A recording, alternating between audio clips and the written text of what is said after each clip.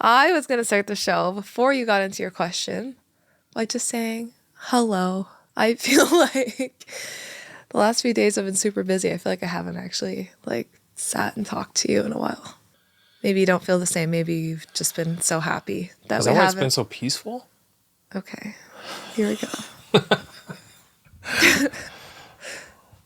You're laughing, but I can sense... Scott, we're going to talk about this after the episode's over. Well, no, we're going to talk about it now. Oh, okay. Don't you feel like we haven't really seen each other the last couple days? Yeah, it's been kind of busy. Yeah. Getting ready for vacation. Yeah. And kids stuff, camps, work. What did we feel do on like the holiday weekend? We just had a holiday weekend. it was so chaotic. Yeah, I guess I feel like we've had too much going on lately, and it's just been feeling a bit chaotic. What do you think? Well, you notice how rare it is that I actually plan any outing for the family.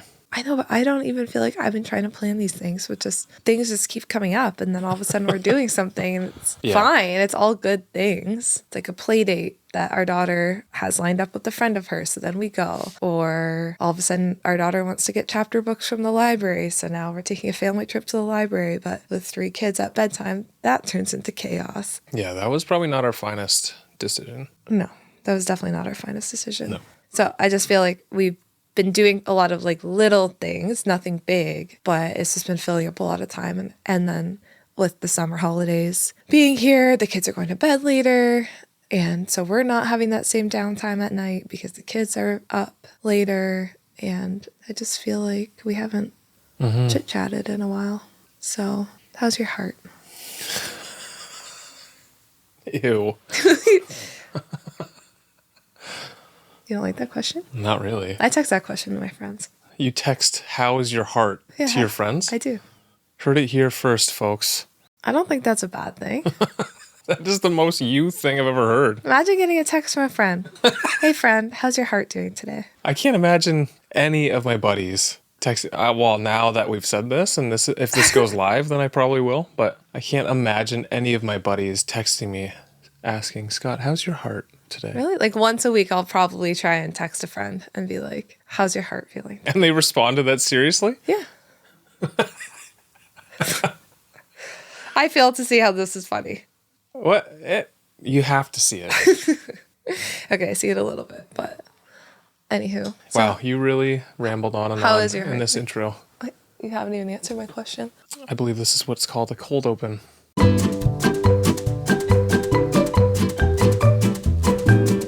Welcome to Robot Unicorn. We are so glad that you are here. As always, let's start the show with a question from Scott.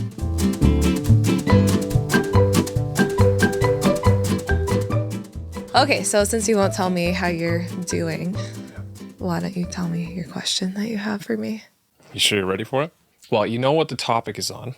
And by the way, I'm going to figure out how you're doing as this interview goes on, so it'll happen when you least expect. Okay, my question today is, why is a messy house so triggering for you? Oh, and I think this is common, but yeah. For you specifically, I know, and I've seen how triggering a messy house is. So what is it about the messy house that, makes you rage clean and get annoyed with the mess? Okay. So there's 2 levels. So on the surface level, it's I would probably just say, well, I like things to be clean. I don't like to have a messy house because I like it to look clean, and I don't like to look at clutter, and it's overwhelming when there's things everywhere. But I feel like there's, of course, something deeper going on, as always. Wow, really? It's surprising. Actually, yeah, let's just roll the credits right here. Well, that's why I don't like a messy house. But what's deeper? I feel like I've reflected on this so much over the years because genuinely that is one of my biggest triggers, is when the house is messy. I feel like you understand that more now. Well, I've always kind of understood it to a point. To a point. But I feel like you get it a little bit more now, wouldn't you say? I feel like when we were first married, it was more the counter will.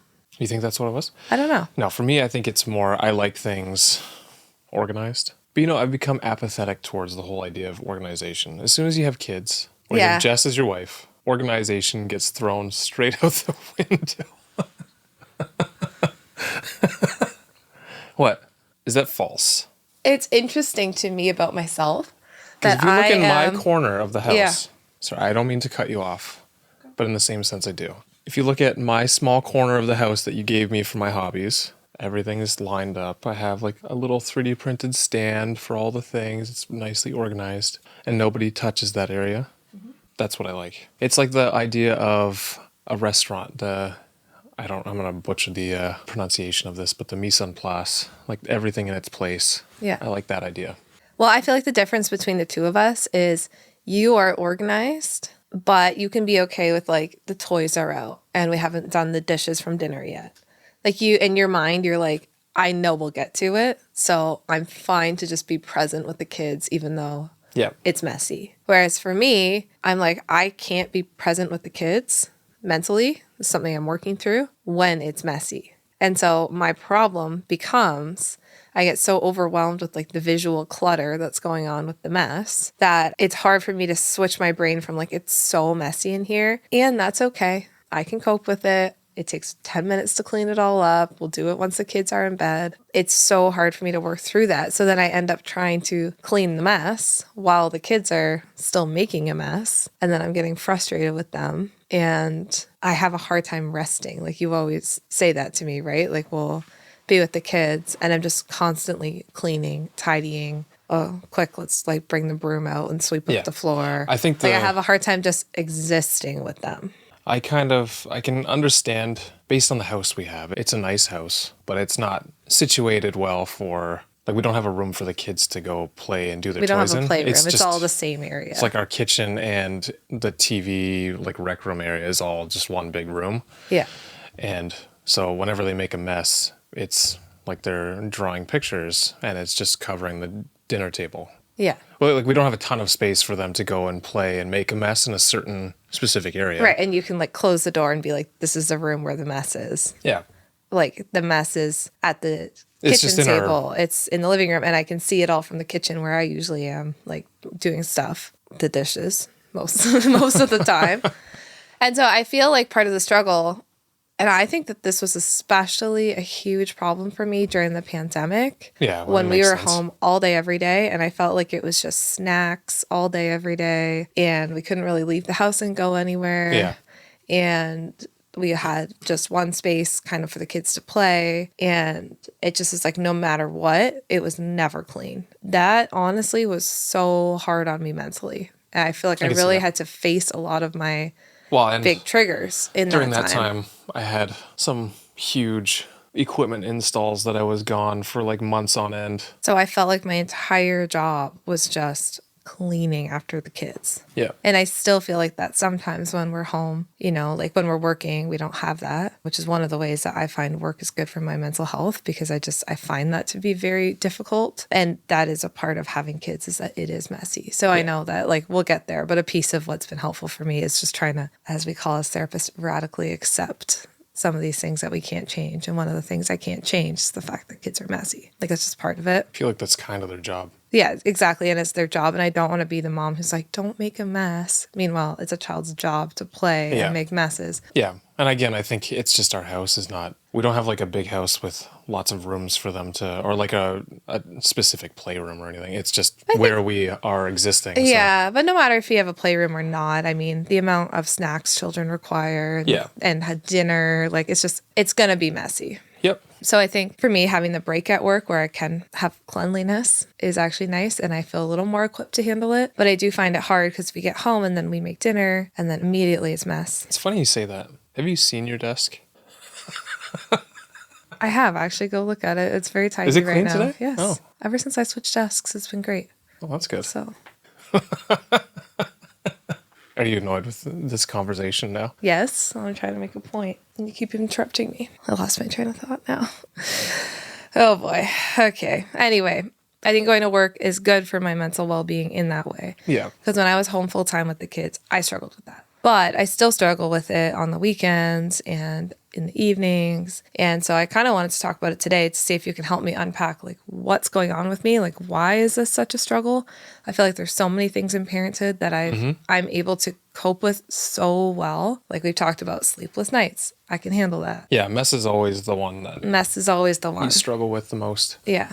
So I've obviously thought about this a lot to try and understand why. And some tools that have helped me, because I know a lot of parents listening to this, if I talk to parents, like mess being a trigger is one of the biggest triggers for so many parents. So I think there's a couple things. First, I think I get easily overstimulated by like just the look of it. And I think that that is a sensitivity that we can have. Like I am more sensitive to even like lights, right? Like we've talked about that on other podcasts. Like the big lights being on all day, that's going to overstimulate me. I'm going to be really sensitive to that. So it makes sense that along that same note, when there's visual clutter everywhere, like there's things on the counter, there's things all over the floor, there's mess everywhere, that also would feel overstimulating and overwhelming just to the senses. And I think especially when I'm talking about dinner time, like that's the time I start to get most overwhelmed, and I struggle to like sit at the table and eat with the kids because I just know the counter's a mess from the dishes. The kids are making a mess all over the floor. Like it's just like mess central at 3 children at dinner time. I think the visual clutter is so high, and it's also I have less capacity because it's the end of the day. At breakfast, I don't feel the same way. Usually I'm okay with it. But by dinner, I'm toast. Yeah. So I think that's one piece that's really difficult for me. I think the other piece is because I'm more irritated by the mess. I'm usually the one to start to clean it up, whereas you're not as irritated by it. So you're fine. It's like, oh, I'll leave it and I'll clean it up in a little bit. Like you will clean it. Yep. But I am more like, I want to do it right now. Yeah, I'm more the one that wants to clean it once the kids are in bed. So, because I feel like we only have a limited amount of time to actually spend with them. But I feel like I can't rest and spend time with them until it's clean. Yeah. So we have different things. So then I think when I'm seeing the kids spill Cheerios on the floor, now they've spilled milk on top of the Cheerios, and now there's like rice everywhere. Like all I'm seeing is like, this is work for you. Jess, you're going to have to clean this all up, and you're going to be the only one to do it. And then I start to feel frustrated because I'm like, I'm the only one here. And I know it's not true, but this is where my mind goes.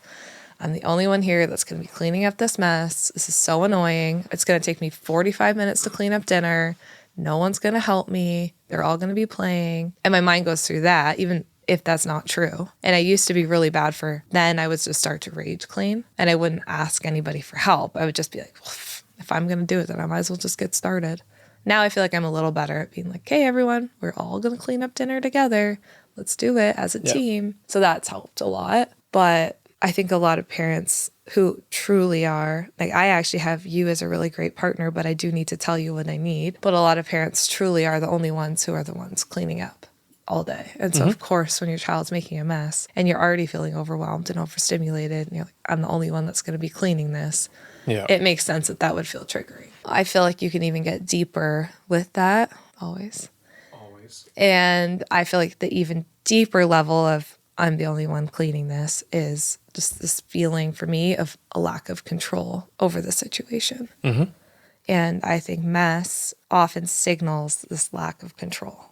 Like I can put boundaries in place, we can put expectations, we can teach them to do chores and stuff like that, all important. But I can't control how they eat and spill rice all over the floor. And that's their job, to make a mess with toys everywhere, or to see what happens if they take a marker and color on the wall, which happened to us the other day. Like that, those are all their jobs as kids, and that's all out of my control. So if you are someone like me who does tend to lean towards being a perfectionist, wanting to control things and have things a certain way, having kids is a test of releasing a lot of that control, and that can be really hard.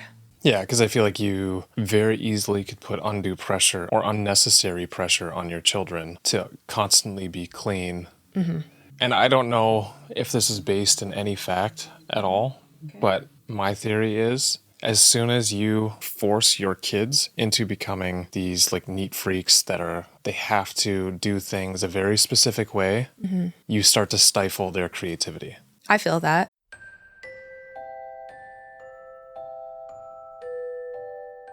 Attention, sleep-deprived parents. Do you feel like a zombie during the day because your little one keeps you up at night?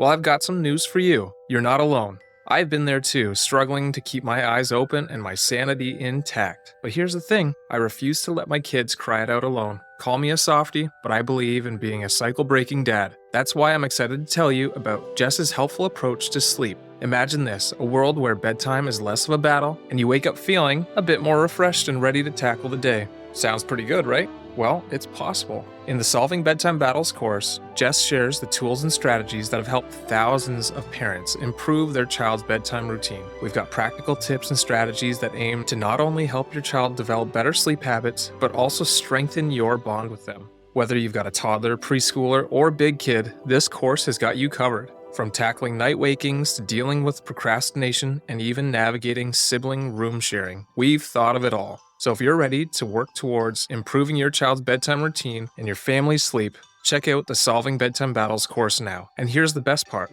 You can get it for 10% off using the code ROBOTUNICORN. Check out the show notes and start your journey to better sleep habits today. Your future self just might thank you.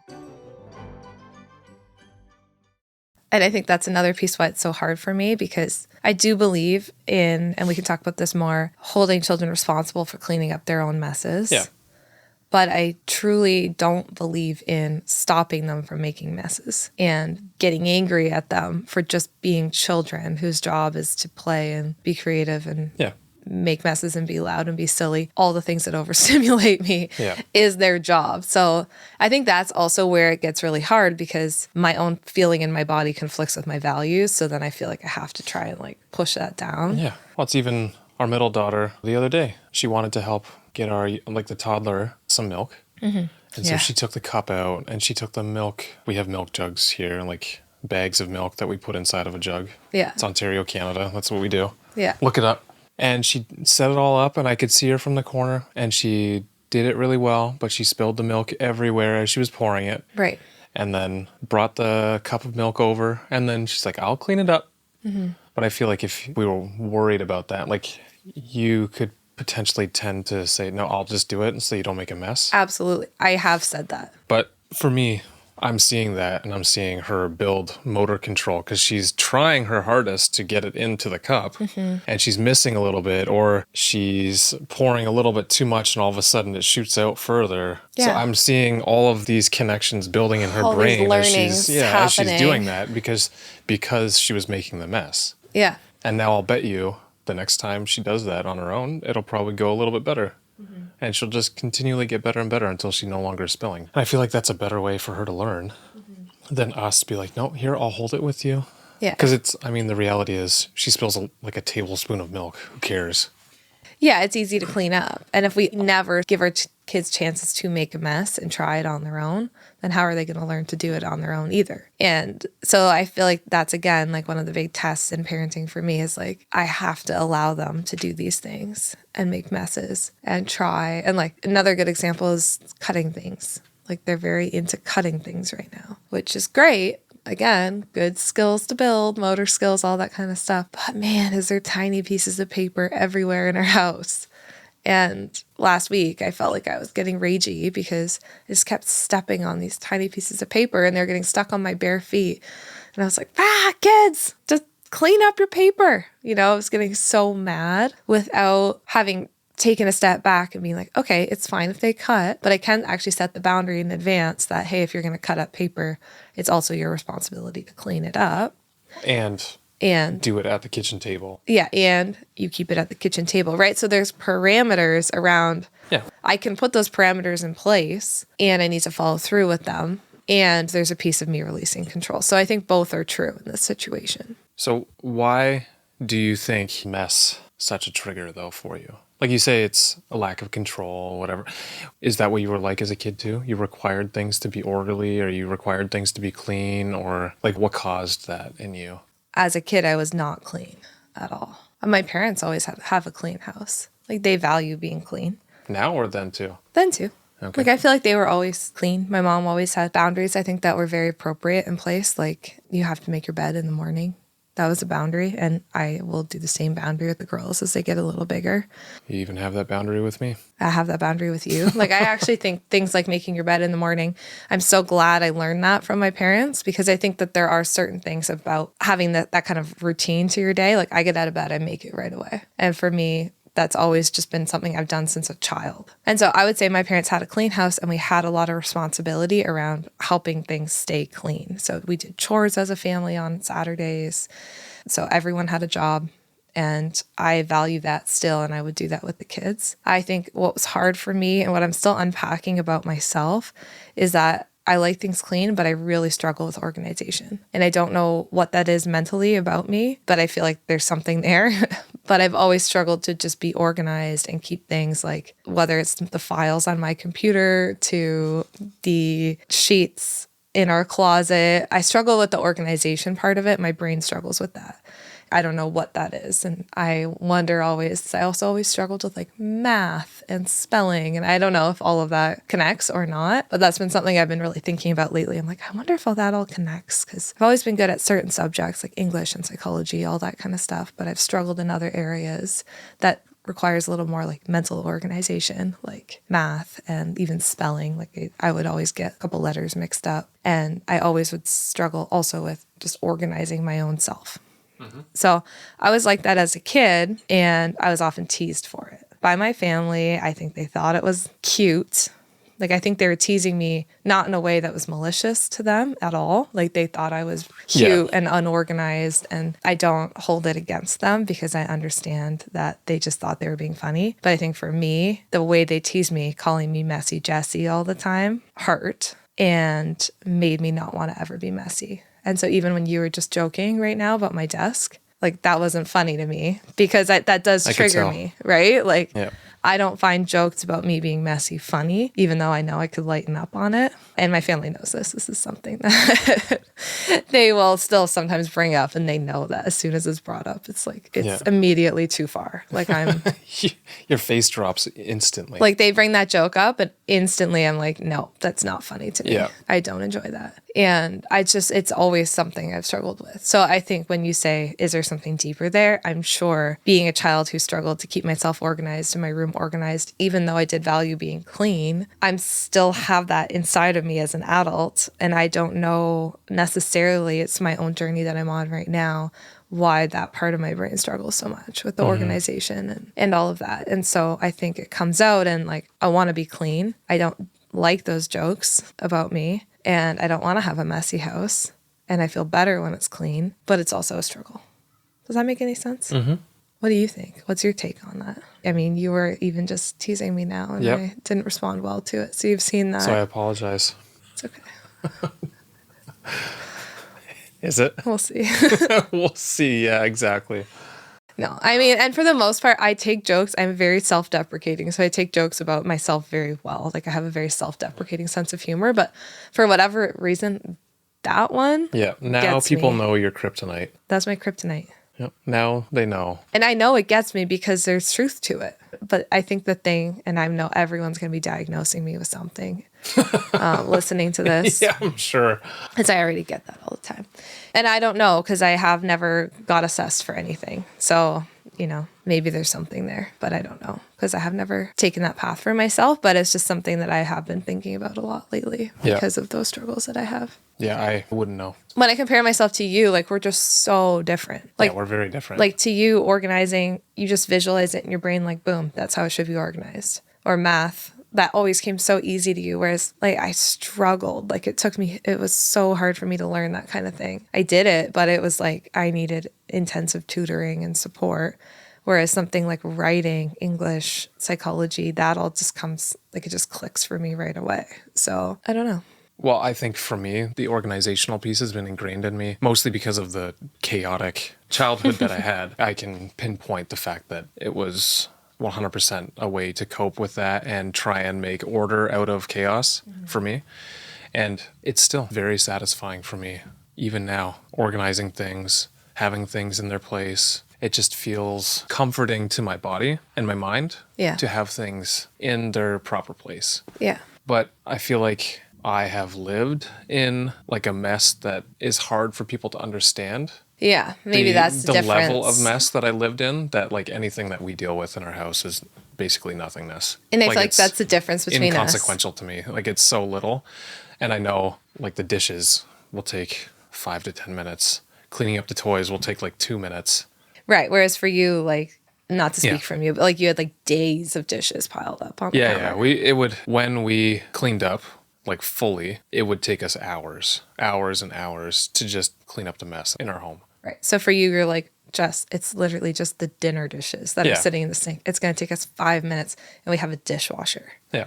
You know, like it'll take us 5 minutes to put in the dishwasher. So I think that's where our mentalities are so different around mess. You're like, this mess is nothing. It's a wipe of the counter and 5 minutes putting something in the dishwasher. Yeah. Whereas for me growing up in a cleaner home, I'm like, no, I would like to maintain a level of cleanliness at all times. That's also probably the reason why I'm adamant about not having more than we need. So if there are things that we never use, we try and donate it or sell it on Marketplace or do something. We get rid of it because it's not necessary for us.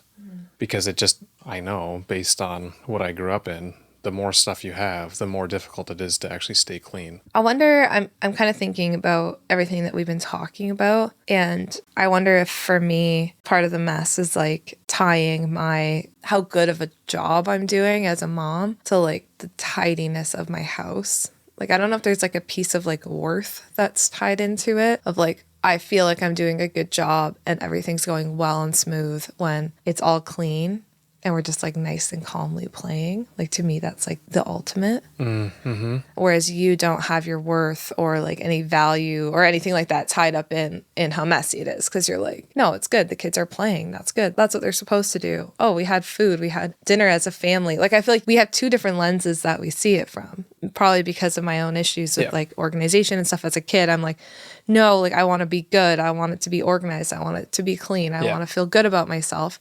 Whereas your childhood was super messy and like not clean at all. Whereas you're like, no, like, look, our kids have toys to play with. We had a dinner as a family around the table. Like, how great is that? Like, this is positive. Mm-hmm. So we view it from different lenses. Yeah. And I mean, if we have people over, I'll try and make sure it's clean and not dirty and like I'll wipe things down and vacuum because I also don't love having stuff stuck to the bottom of my feet. No, and I mean, nobody does. Yeah, so. But there's different levels, right? There's like my level that's like the second I have it, it's like raging. Our little office that we had in the basement. Do you remember that? Like when we first started dating in high school. Okay. Do you remember our downstairs office, what that was like sometimes? Yeah. It was like literally stuff covering the entire floor, the entire desk. And that's on growing up in two different houses. We did not have that like nice, neat, clean house. It was the exact opposite. Well, I remember you loved coming to my parents' house because it was always clean and neat. And maybe that's like part of too what I'm trying to recreate. It's like I actually really loved that about my childhood. Is like my house always was clean. We always were ready for visitors. Like we were always kind of in that state. My parents have and had an open door policy. People were always in and out. So are you then remembering what your house growing up was like as like a teenager and into like when you were in university? And that's what you're remembering? Because I question how clean was it actually when there were three of you. And I don't know, Mom, you got to tell me. Like, 7, 5, and 2. Yeah. I have talked to my mom about it. And I do think being clean is always important to her. But she has told me to stress less. So even my own mom is like, Jess, you gotta stress less about this mess. Like, and a mantra my own mom told me that helped was like, toy mess takes 5 minutes. And that's helped me actually so much. My mom said that to me because I called her once and the house was such a mess. And our daughter, we had a baby at the time. And I'm just like, Mom, I can't handle it. There's toys everywhere. She goes, Jess, I always just remind myself, toy mess takes 5 minutes. Just visualize, yeah, sure, it's everywhere. It looks so chaotic. You set a timer, in 5 minutes, this is cleaned up. Yeah. So that has always helped me when it seems like there's toys everywhere. It's just like, Jess, this is clean in 5 minutes. So like, don't stress for 2 hours about it when you can clean it in 5 minutes. Let the kids be kids. Even if they dump all of our little square bins that we have with all the toys, it doesn't even take 5 minutes. If it's all of us doing it together, it takes us 2 minutes to do it. Put generous. The books back on the 5 minutes. Bookshelf. Yeah. Like, so, we don't have that much stuff that it would take us that long.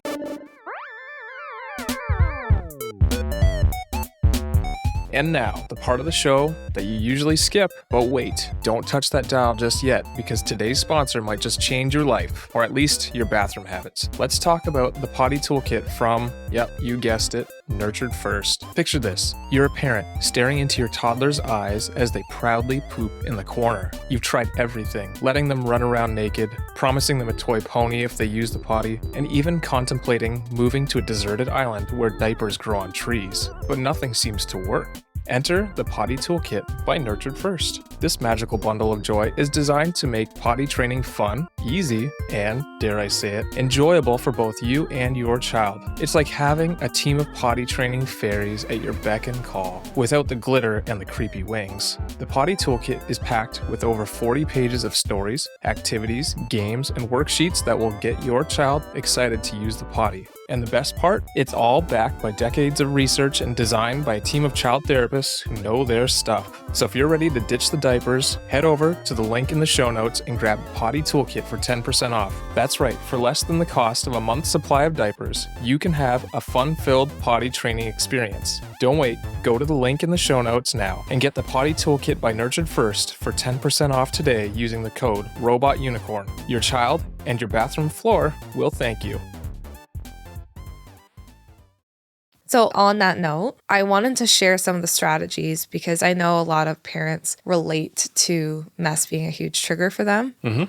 And I think that there's some strategies that, yes, I still struggle with this. I'll be honest. Like, it's still something that I internally have to work through. And I don't rage as much to the kids anymore. Like sometimes. No, just to me. Yeah, to you sometimes. But you know what's happening. And sometimes you're like, Jess has just got to ride this out.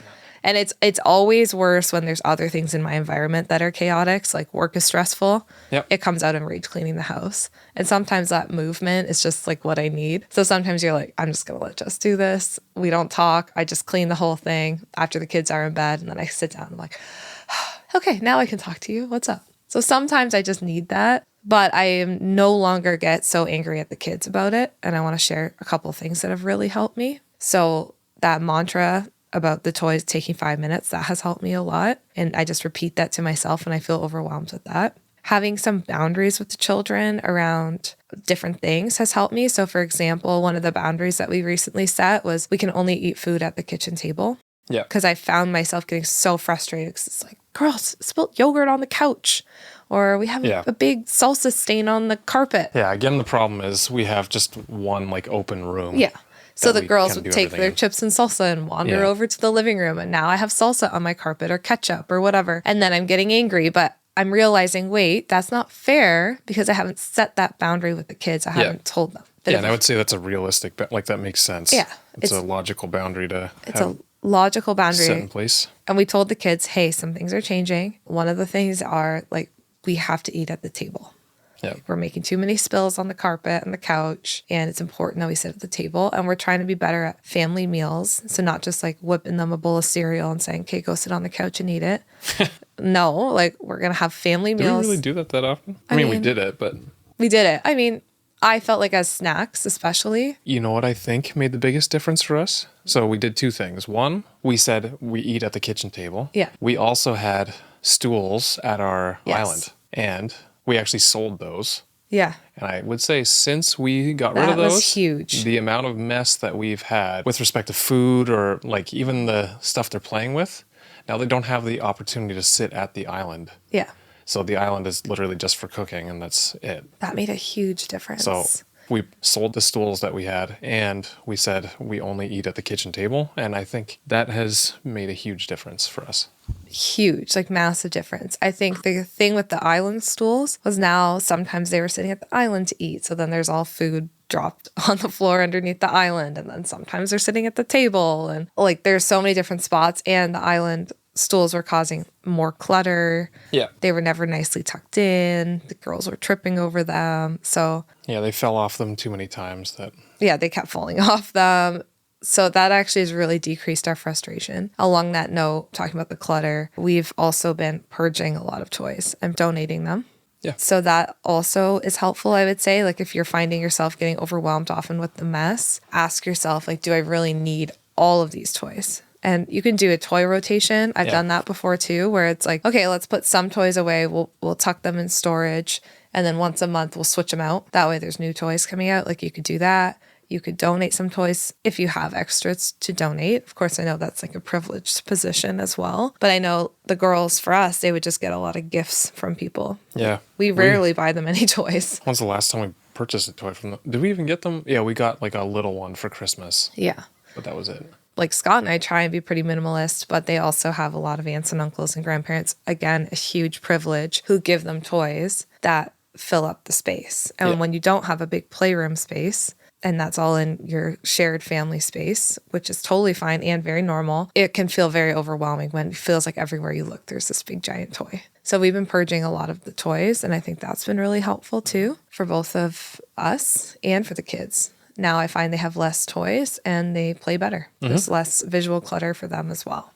Something else I found really helpful when I was a stay-at-home mom, and that's probably when the peak of this mess struggle hit me, was building in routines and rhythms around when I cleaned. Because I found when I first became a stay-at-home mom, I just, like I explained earlier, I felt like all I did was clean all day long, right? I'm cleaning up snacks, I'm cleaning up bottles, I'm cleaning up toys. And I felt like I never had a chance to just sit and rest or play with my kids. So I started building in little rhythms in my day about when I would clean.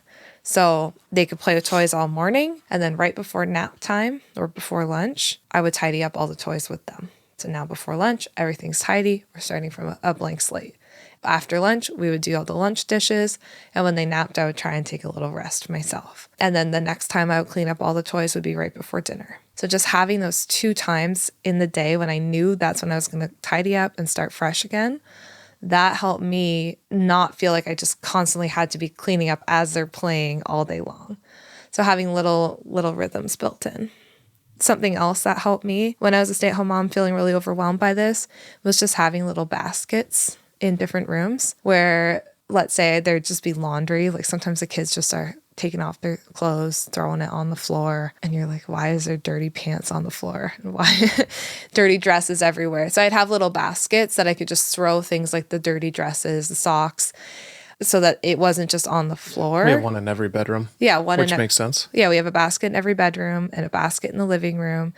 And then at the end of the day, I could take all the clothes upstairs and put them near the laundry. So again, it's just like a little thing so it reduces the visual clutter. It has a spot to go, but you don't have to constantly be going up and down, bringing things to the laundry basket all day. So that also really helped me. Is there anything else that you found helpful or you think has helped me? I don't know what's helpful for me. Like I said at the beginning, I like the idea of mise en place where it's everything has its place. Yeah, that's helped. I've tried to implement that, and we have a spot for like all the coloring stuff. Yep. And we even have it separated by, like, we have markers in one bin, crayons in another, pencil crayons in another, and we know like our youngest really shouldn't be playing with the markers because they end up on the wall. So we have them kind of separated in different spots for that. Yeah, so that little piece of organization has helped because now it's like, well, when the toddler's coloring, we're just going to take out the crayons. Yeah. Okay, the toddler's napping. Older girls, you may play with the markers because you're not going to color on the wall with them or lose the cap. So simple little changes like that to just eliminate your need to get frustrated and say, you've lost all the caps for the markers. Those types of things have definitely helped as well. And then I will say something else that's been helpful. It's kind of like a 2-parter is asking for support in cleaning when I'm starting to feel overwhelmed. It's like we talked about in the Why Are You So Defensive episode. You can't read my mind. Yeah. So if I'm starting to feel like, oh my goodness, this is all on me to clean this up, instead of just raging about it, it's a quick question. Hey, Scott, do you think we could clean this up together and then we can play with the girls together? It's quick. It's easy. You're always willing to help, but you can't read my mind if I'm like getting angry about it, right? Yeah. Well, and sometimes I'll say, well, maybe let's do this after so we can play with the kids first. Yeah. And then sometimes for me, I just have to be okay with that. And there is a piece of just accepting the chaos. That's very hard. Yep. But it is an important part of parenting. It will change over time. Kids become less chaotic the older they grow up. Exactly. And someday we'll miss it, right? I always think of there's that Trace Adkins song. It's like a country song. It's like, you're going to miss this. I don't know that. We'll listen to it after. It's about you're going to miss this. You're going to want this back. And I always laugh and I think like in the most chaotic moments of parenting, I'm like, am I really going to miss this? I'm going to miss a lot of things, but I don't know if I'll miss it all. Certain aspects of it we will miss for sure. Absolutely. Like when we live in a perfectly clean house where everything's organized and put away, I think we're going to miss the days that were filled with this chaos. Yeah. And so I do try and remember that. Like, it's chaos, but that means the kids have had food. And that's such a privilege. They have toys. That's such a privilege. They have the ability to play. That's such a privilege. I know you're rolling your eyes. But I find that those little mindset shifts help me. Yeah. Maybe they don't help you, but like remembering what mess means. It means that they're having an amazing childhood where they feel safe enough to play. And that's the most important thing, right? What does dinner dishes mean? It means that we were able to feed our children a meal and spend time with them and nourish their little bodies. Like, it's easy to look at mess and be like, it's just chaos and they don't care about the house and, these little brats, they just are spoiled rotten. Yeah.